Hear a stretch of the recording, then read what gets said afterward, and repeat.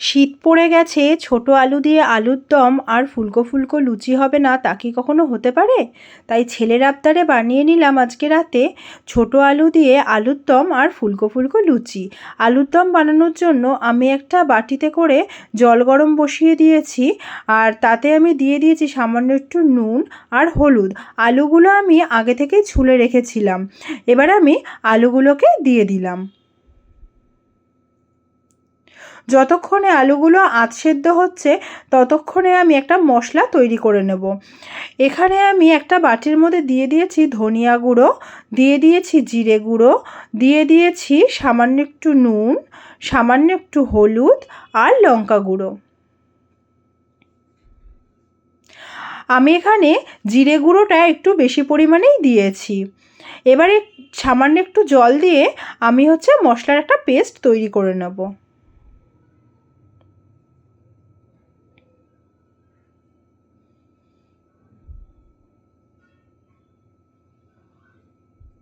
এখানে আলুগুলো প্রায় আধ সেদ্ধ হয়ে এসছে।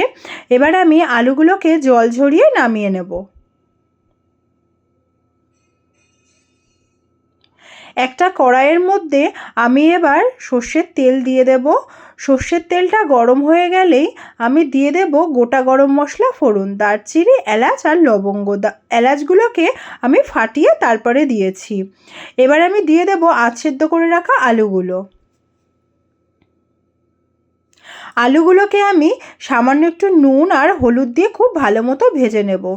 সারাদিন কাজ করবার পরে যখন সন্ধ্যাবেলা বাড়ির কেউ খেতে বায়না করে, তখন এরকমভাবে শর্টকাটে আলুর দম বানিয়ে নিলে পরে খেতেও খুব টেস্টি হয়, আর যে আপনার কাছে আবদার করছে তার ইচ্ছেটাও পূরণ হয়।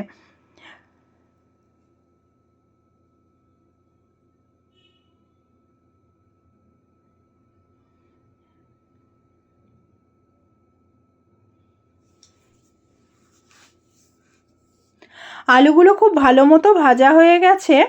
এবার আমি দিয়ে দেব মশলার পেস্ট।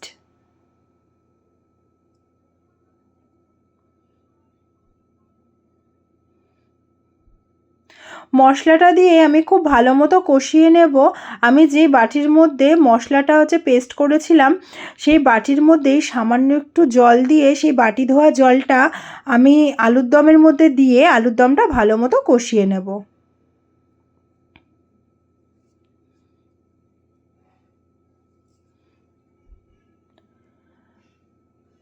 এবার আমি দিয়ে দেব সামান্য একটু হিং।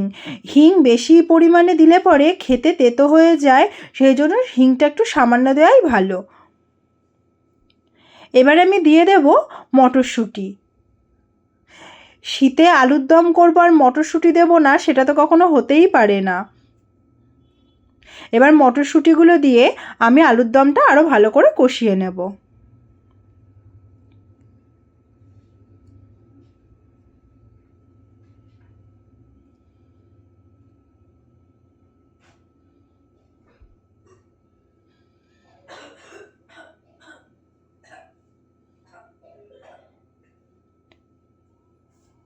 এবার আমি দিয়ে দেব মিষ্টির জন্য জ্যাগেরি পাউডার। এখানে আমি 1 চামচ মতো আদা বাটাও দিয়েছিলাম আলুর দমটা কষানোর সময়, সেটা আমি দেখাতে ভুলে গেছি। আপনারাও আদা বাটা দিয়ে দিতে পারেন। আর মশলাটা খুব ভালো মতো কষে আসলে আমি দিয়ে দেব 1 চামচ মতো গরম মশলা গুঁড়ো। গরম মশলা গুঁড়ো দিয়ে আর কিছুক্ষণ নেড়ে চেড়ে আমি দিয়ে দেব পরিমাণ মতো জল।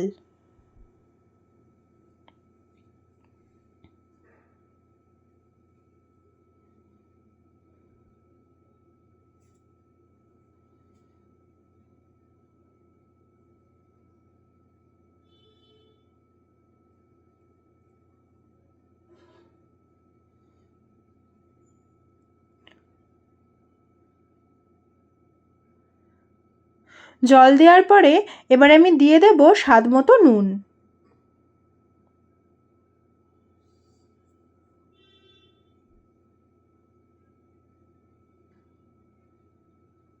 নুনটা দিয়ে আর একটু ভালো করে নেড়ে আমি এবার ঢাকা দিয়ে দেব কিছুক্ষণের জন্য।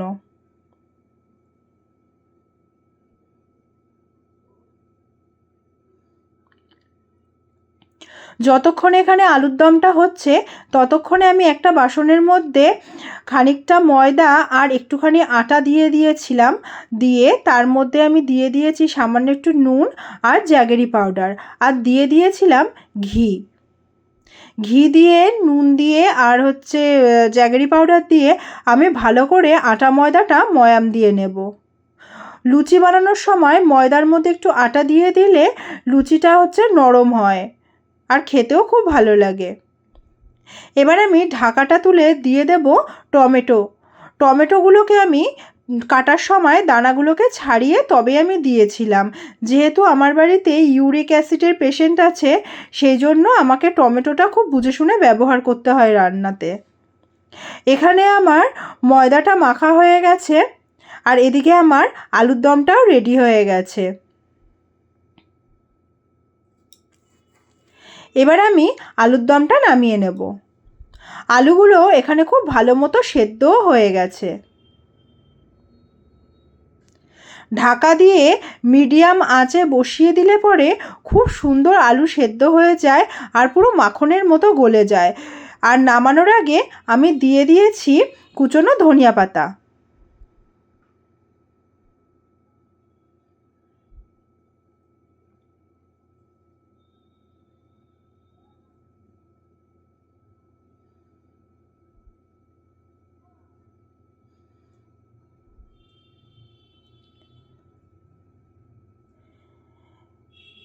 এখানে আমার আলুর দম রেডি হয়ে গেছে। এবার আমি একটা কড়াইতে তেল গরম বসিয়ে দিয়েছি। তেলটা গরম বসিয়ে দিয়ে আমি তাড়াতাড়ি করে কটা লুচি বেলে নিয়েছি। এবার আমি লুচিগুলোকে ভেজে নেব।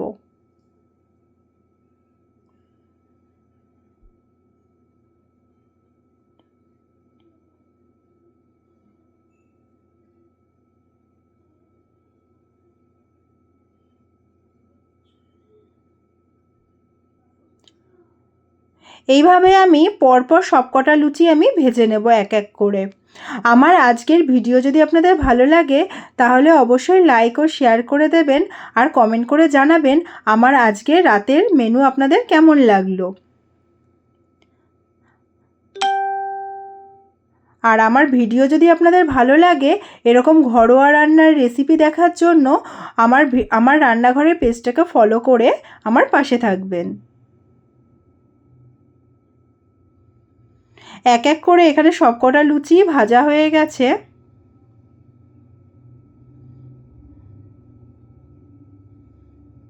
আমাকে অনেকে বলে যে লুচি ভাজার সময় নাকি লুচি ফোলে না। হ্যাঁ, কিন্তু লুচি কী কারণে ফোলে না, লুচিটা আমরা যখন বেলি, লুচিটা বেলার সময় যদি লুচির মধ্যে কোনো ভাঁজ পড়ে যায় সেই কারণে লুচিটা ফোলে না। আর লুচিটা যদি আমরা ঠিকঠাক মতো বেলতে পারি তাহলে লুচি খুব ফুলকো ফুলকো হয়।